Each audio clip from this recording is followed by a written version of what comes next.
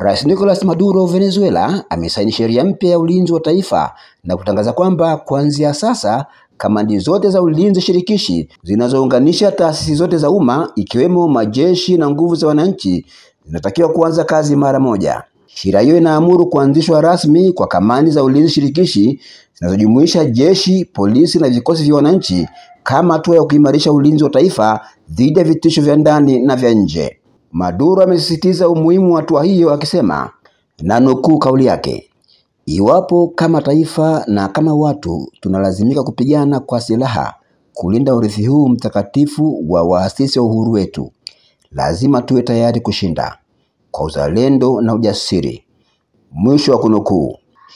Sheria hiyo inalenga kuunda mfumo wa kitaifa wa mwitikio wa haraka chini ya dhana ya ulinzi jumuishi unaolenga kuimarisha uwezo wa Venezuela kujibu mashambulizi au vitisho vya kijeshi, hasa wakati huu ambapo Marekani imeongeza uwepo wake kijeshi katika bahari ya Caribbean.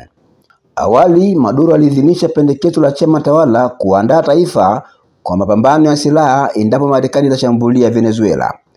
Wachambuzi wa kisiasa wanasema sheria hii inaonekana kama mkakati wa kuimarisha mamlaka ya urais na jeshi katika nyakati za dharura, huku serikali ikijipanga kukabiliana na shinikizo la kimataifa.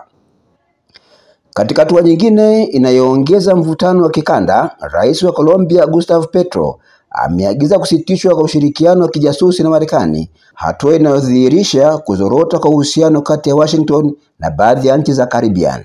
Waziri wa ulinzi wa Venezuela Vladimir Patino Lopez amesema majeshi ya nchi hiyo yanafanya tathmini ya michoro mbalimbali ya kijeshi kufuatia kile alichokiita kuongezeka kwa vitisho vya Marekani katika eneo la Caribbean.